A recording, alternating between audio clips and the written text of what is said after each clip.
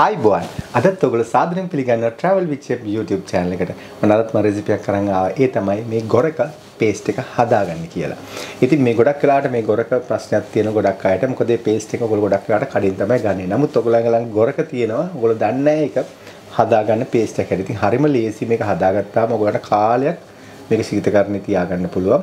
ඉතින් මම අද ඔයගොල්ලන්ට කියලා දෙනවා හරිම ලේසි මේක හදාගන්නේ කොහොමද කියලා. අපි බලමු ඒකට මොනවද මේ අවශ්‍ය අමුද්‍රව්‍ය කියලා. ඉතින් මේ තියෙන්නේ ගොරක. ඉතින් ඔයගොල්ලන්ට මේක ඔයගොල්ලන්ට ගන්න පුළුවන් ඕනම මේ ශ්‍රී ලංකන් කඩේකින්. ඉතින් මේකෙදි මේ ඔයාලට පේන ඇති මේ ගොරක හරිම හයියයි. ඉතින් මේක වේලපු ගොරකට එක තමයි මේ තියෙන්නේ. මේක විශේෂයෙන් මේ පිටරටින් නිසා මම ඔයගොල්ලන්ට කියන්නේ මේක ඔයගොල්ලන්ට මේ ආකාරයෙන් ගන්න පුළුවන්. ඊට පස්සේ මේකට අපිට කරන්න තියෙන්නේ මේකේ ගොඩාක් තියෙන වැලි. ඉතින් දූවිලි මොකද ඔයගොල්ලෝ දන්නවා ඇති මේ ගොරක වේලද්දි ගොඩක් එළියේ වේලන්නේ. ඉතින් දූවිලි වැලි තියෙන නිසා මේක අපි පැයක් විතර පෙඟෙන්න අරින්න ඕනේ. ඉතින් පෙඟෙන්න ඇරියන් පස්සේ එතකොට මේක සාමාන්‍යයෙන් මේක බුරුල් තත්ත්වයට එනවා. ඉතින් මම ඔයගොල්ලන්ට පෙන්නන්න මම එහෙම මේක බුරුල් කරගත්ත එකක් තමයි මේ තියෙන්නේ පෙඟෙන්න ඇරලා තියලා. මේ තියෙන්නේ දැන් බලන්න ඔයගොල්ලන්ට වෙනස දැන් මේ ගොරක එකත් එක්ක දැන් මේකත් එක්ක මේ වෙනස ඔයගොල්ලන්ට තේරෙනවා ඇති. මෙතනදී මේක මේ විදිහට ලොකුට මහත් වෙලා මේක පෙඟෙනවා. ඉතින් පෙඟුනන් පස්සේ මේක දෙපාරක් තුන් පාරක් හේදුවන් පස්සේ ඔයගොල්ලන්ට පේන ඇති මේ අඩිය ඔක්කොම වැලි තියෙනවා. ඉතින් මේ වැලි තියෙන්නේ ඒකේ මේකේ වැලි තියෙන නිසා.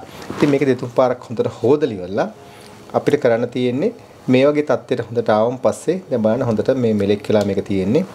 මේ සමහර වෙලාවට මේක තියෙනවා මේ අනවශ්‍ය දේවල් සාමාන්‍ය හයිය කෑලි තියෙනවා සමහරට පොතු වගේ ඒවත් වේලෙන්න දාලා සමහරලාට මේ මාකට් ඔයගොල්ලෝ මේ විකුණද්දි ගොඩක් ඒකේ බර වැඩි කරගන්න සමහරලාට මේකේ සමහර කෑලි තියෙනවා මේ හරි හයියයි. ඉතින් ඒක ගොරකත් නෙවෙයි සමහර ඒවා. ඉතින් මට ඒක කීපයක් අහු වුණා. ඉතින් මෙන්න මේ විදියට මේක හොඳට සොෆ්ට් කරගන්න ඕන. ඊට පස්ව අපිට තියෙන්නේ මේකට ලුණු හැදී අවශ්‍ය ප්‍රමාණය බලලා දැන් මෙතන නම් තියෙන ග්‍රෑම් 250කට ප්‍රමාණයක්. ඒකෙදී අපි හොඳට ලුණු මේ සෑඳි දෙකක් විතර දාලා මේක අඩු ගින්නේ මේක තඹ ගන්න ඕනේ. ඒකත් පෑ භාගයක් විතර අඩු ගින්නේ මේක හොඳට තැම්බෙන්න අරින්න ඕනේ.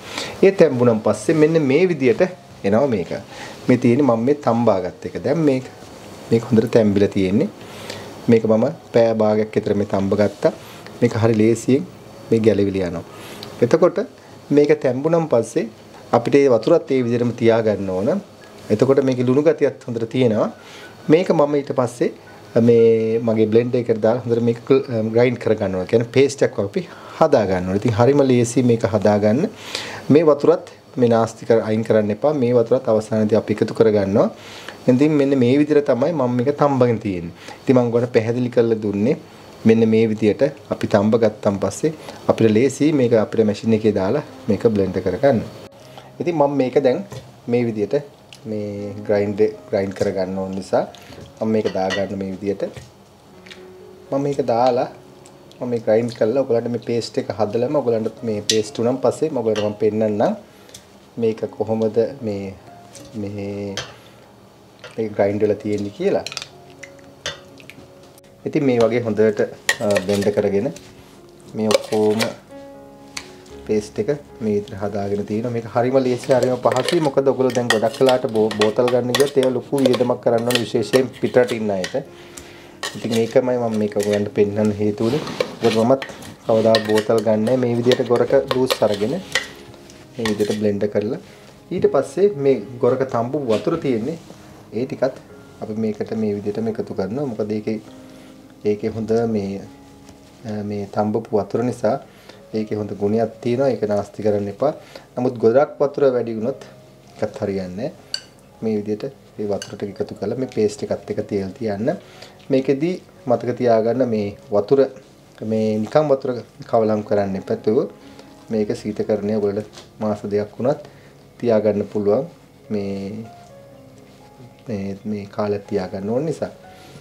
ඊළඟට මතක තියාගන්න මේකේ සමහරවල් මේකේ අඩියෙත් නැවත වතාවත් මේ තියෙන්න පුළුවන් ගොඩක් වෙලාවට මේ වැලි. ඉතින් මොකද මට අත්දැකීමෙන් කියන්නේ ඒක නිසා මේක තැම්බෙනකොට තවත් මේකේ තියෙන වැලි එළියට එනවා. ඒක නිසා පරිස්සමෙන් ඔයගලන්ට මේක කරාම ඔයගලන්ට තේරෙයි මම මේ මොකද්ද කිව්වේ කියලා. මේ ගොඩක් වෙලාවට මේකෙත් වැලි තියෙනවා. ඒක නිසා ඒකත් පරිස්සම් වෙන්න. මෙන්න මේ විදිහට තමයි මේක හදාගන්නේ. මේකේ වතුර ටික මම ටික ටික එකතු කරා. ගොඩ එකතු කරගන්න එපා නැත්තම් දියාරු වෙන නිසා. මෙන්න මේ විදිහට තමයි මේ පේස්ට් එක. ඉතින් මේ ගොරක හරි ගුණයි විශේෂයෙන් කොලෙස්ටරෝල් තියෙන අයට මේ හැන්දක් කෑවොත් ඇති දවසකට කොලෙස්ටරෝල් අඩු වෙලා යාවි. ඉතින් ඒ නිසා මේක හදාගන්න ඔයගලන්ට මාළු වලට සහ සමහර එළවලු වලට මේක දාන්න පුළුවන්. ඉතින් මේක හරි ලේසි හදාගන්න මේ වගේ ගොරක පේස්ට් එකක්. ඔන්න අද බලාගත්ත ඔයගොල්ලෝ මේ ගොරක පේස්ට් එක හදාගන්නේ කොහොමද කියලා. මතක තියාගන්න සමහර අය මේක ආයි මේ විනාකිරි දාන්න ඕනද කියලා. කවදාවත් දාන්න එපා විනාකිරි. ලුණු දැම්මාම හොඳටම ඇති. වෙන කිසි දෙයක් මේකට එකතු කරන්න හදන්න එපා. මේක හොඳට ඔයගොල්ලෝ ග්‍රයින්ඩ් කරලා ගත්තාම මේක හොඳටම තියාගන්න පුළුවන් හොඳ පේස්ට් එකක් හැටියට. මේක මම කිව්වා වගේ කලින් මේ මාස දෙකක් වුණත් ෆ්‍රිජ් එකේ තියාගන්න පුළුවන් හොඳට. මේ එතකොට ඔයගොල්ලන්ට බෝතල් අරගෙන සමහර බෝතල් වල තියෙන විනාකිරි කවලම් කරලා ඉතින් එතකොට දැම්මම අපේ සමහර දාන කෑම වෙනස් වෙනවා. මොකද විනාකිරි ගතිය තියෙන නිසා. ඉතින් මේක ඔයගොල්ලන්ටම ගෙදරදී හදාගන්න පුළුවන්. ඉතින් මම හිතනවා අද වීඩියෝ ඔයගොල්ලෝ යමක් ඉගෙන ගන්න ඇති කියලා. නැවතත් මෙවැනිම අලුත් වීඩියෝ එකක් හම්බෙන්නතුරු ආදර ගිහින් එන්න. ඔබට සුබ දවසක්. ආයිබෝවන්.